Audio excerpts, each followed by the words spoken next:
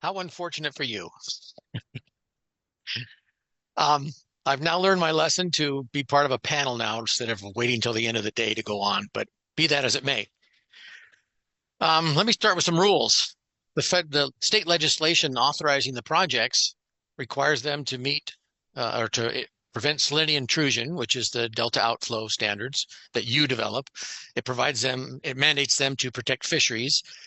And other statutes require protection of the upstream rights through area of origin, county of origin, the Delta Protection, the Delta Act, all those acts. There are similar federal authorization mandates in the authorization of the CDP.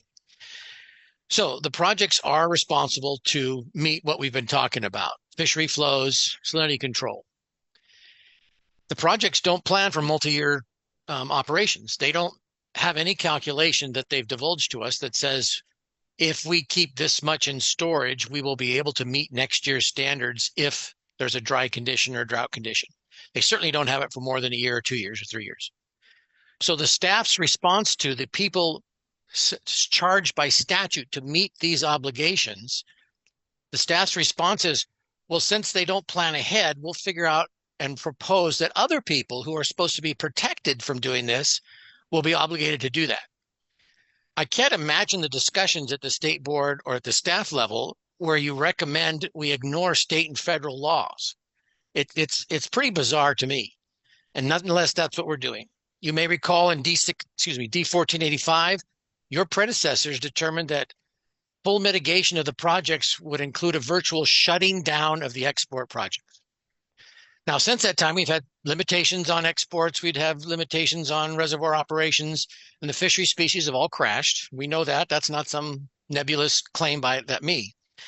And yet the export levels and rates in the proposed plan aren't substantially different from what's been in the past during the time when this various fishery species have crashed. So what are we doing? We're trying to transfer the obligation for meeting this under some sort of balancing. The balancing required for the water quality control planning is not sharing the burden amongst other people. It's trying to figure out what can be done to protect the fishery without destroying other interests. It doesn't mean you shift the obligation to other people who are statutorily protected from doing it while others are statutorily ordered to do it. So you have no export, from my perspective for the South Delta, you have no protection against the lowering of stage in the Delta from the export pumps. So the agricultural beneficial use in the South Delta is being harmed, and there's not even a mention of it in the new plan. The old plan, D1641, had a water level response plan. That didn't address the project's impacts on water levels to the South Delta. That addressed water impacts from additional exports, and that was either J-POT or eventually transfers.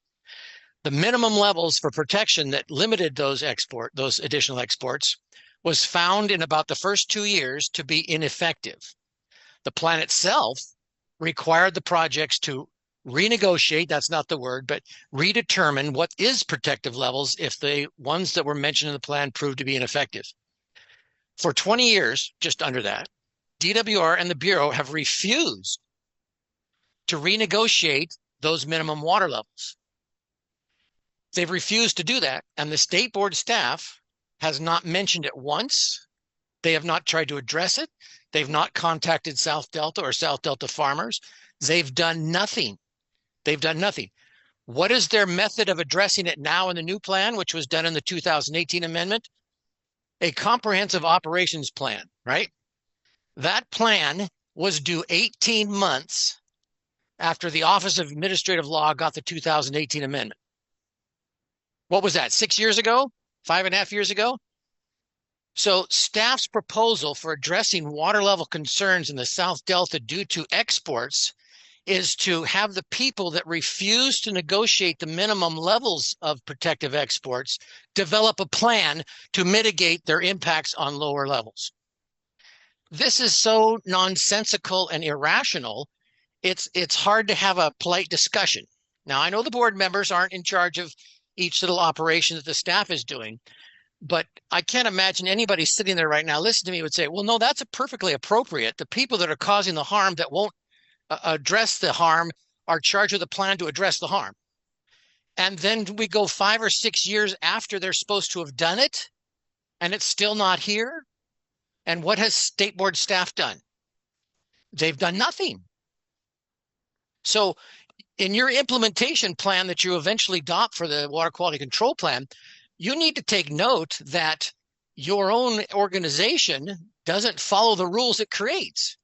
Now, I hope you understand that the rules you're creating aren't protective, but your system is creating rules that your system doesn't address. And South Delta water diverters are faced with a situation every year now, unless it's a big wet year with high flows, where export levels have dropped water levels to the point where people can't divert. Now, the fishery issue, I'm sure, is much bigger on everybody's mind, and I'm sure takes up most of your time. But there's absolutely no excuse and no reason to ignore the impacts of the export projects on South Delta diverters and then not enforce your own rules that might help us when we can do that. So I know I've gone over my time. I'd just like to add one more thing, if I may, and that is in 2021, we found out that additional flows on the San Joaquin River of about 1,200 CFS cured the water quality problem. When they made additional releases, upstream releases, the water quality dropped down to like 300 or 400 EC instead of the 700 standard. They met the water levels. They told you for 30 years they couldn't do that with upstream releases, and yet it happened. And so what does DWR and the Bureau do when they're presented with a solution to the water quality issue in the South Delta? They ignore it. They do nothing. And the state board staff, who's been made aware of this since the time that it occurred, has done nothing. They haven't encouraged anybody to investigate it. They haven't proposed that it might be a method of implementing the water quality control plan. They've done nothing. Well, I suggest your staff go read Public Law 108-361, where the federal government mandated the Bureau to meet its water quality standards on the San Joaquin River by decreasing flows from New Melones, purchasing water on the system, or making recirculation of water, potentially through San Luis Reservoir. I just described you the solution of the water quality problem in the South Delta that nobody at the state board is working on. There's a solution that's been presented to you, and it's being totally ignored. Now, that's all I have to say, so you guys can go into your meetings and your staff can say, Mr. Herrick's an idiot, and everything I told you is true. Everything I told you is true, and your staff refuses to solve one of the bits of this problem.